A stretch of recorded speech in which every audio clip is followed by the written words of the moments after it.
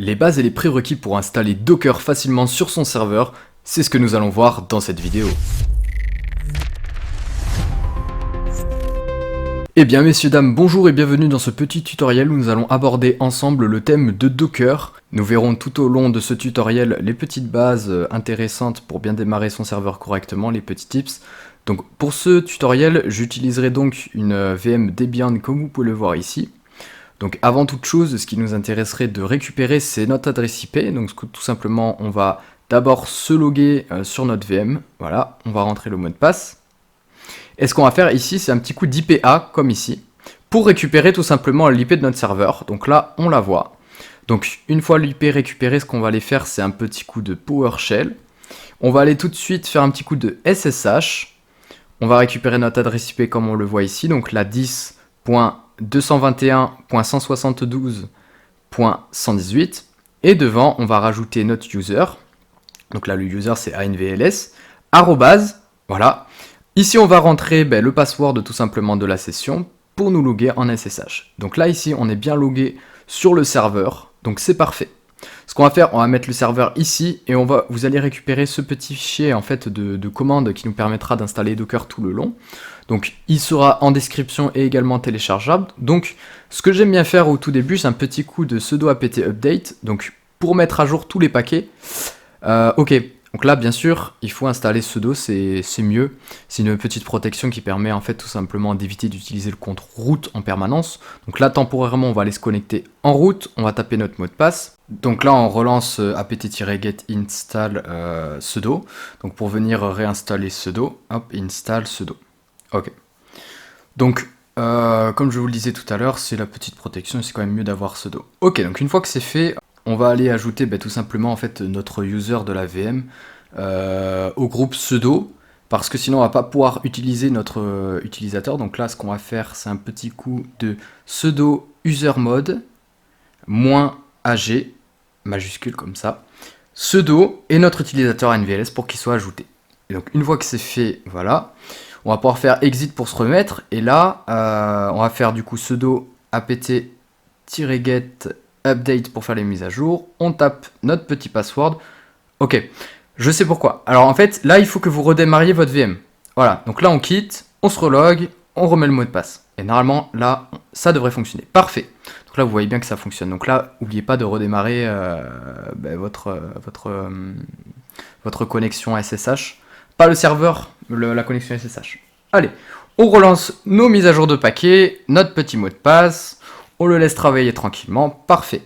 Donc là, ok, on voit qu'il y a un petit problème. On voit que le dépôt CD-ROM nous pose problème. Donc, en fait, ça vient de l'installation. Donc, en fait, pour faire ça, vous allez tout simplement faire sudo nano /etc /apt /sourcelist. Comme ceci, pour supprimer cette erreur qui est assez embêtante. Et voilà, vous supprimez tout le CD-ROM qu'il y a en haut, qui correspond à la commande quand vous installez Debian depuis une clé USB. Voilà. Car nous allons utiliser des miroirs réseau. On relance nos petites mises à jour pour voir si tout est propre. Parfait. Là, on fait un petit coup de sudo apt-get upgrade pour faire upgrader les paquets. Et à partir de là, on va pouvoir commencer le vif du sujet. Donc là, déjà, on va faire un petit coup de sudo apt install le certificat, donc avec la commande que vous allez là, vous faites copier-coller, vous le laissez comme ça travailler tranquillement. Ensuite, tout ce qu'on va faire, c'est aller après ajouter la clé officielle de Docker, tout simplement, pour qu'on puisse l'installer, sinon ça ne veut pas fonctionner. On rajoute la petite clé à l'aide de cette commande, parfait. Et là, ce qu'on va faire, c'est qu'on va aller ajouter le dépôt pour pouvoir installer directement en écho, ça évite de modifier quoi que ce soit, paf, parfait. Et donc là, normalement, on remet nos petits paquets à jour pour que ce soit propre. Tac, on le laisse chercher un petit peu. Et vous allez enfin lancer la commande d'installation de Docker. Vous faites oui, bien sûr. Donc là, vous attendez, il va venir télécharger Docker tranquillement, donc tous les paquets qu'il a besoin. Laissez-le travailler jusqu'au bout. Tant que vous ne pouvez pas retaper d'autres commandes, ça veut dire qu'il n'a pas fini. Donc là, vous avez la barre de progression, comme vous pouvez voir en bas, tout simplement sinon. Une fois que c'est fait, on va faire un petit coup de Hello World pour voir si tout est OK. Paf! On attend, donc là il est en train de faire tout ce qu'il faut, il télécharge l'image, et là, Hello from Docker, c'est parfait. Ça veut dire que Docker est opérationnel, on va enfin pouvoir travailler. Alors maintenant, ce que je vous conseille, c'est de créer un réseau. Donc le réseau, c'est quoi en fait? C'est ce qui permet tout simplement en fait à Docker de permettre à nos containers de communiquer entre eux avec le monde extérieur. Donc en fait, c'est comme si on crée un réseau privé, un propre réseau, par exemple une sorte de bridge en fait pour isoler des applications. Par exemple, si on a le proxy pour qu'il communique avec les autres containers, on va devoir créer un réseau. Donc vous faites Docker network create. Donc là, moi je vais mettre anvls-network, donc ça sera le nom de mon réseau. Mais vous mettez ce que vous voulez, moi c'est juste pour l'exemple. Ça c'est parlant, il faut surtout le faire dès le départ. Ouais. Il faut mettre sudo, donc là voilà. On a notre réseau qui est créé, on a l'idée, parfait.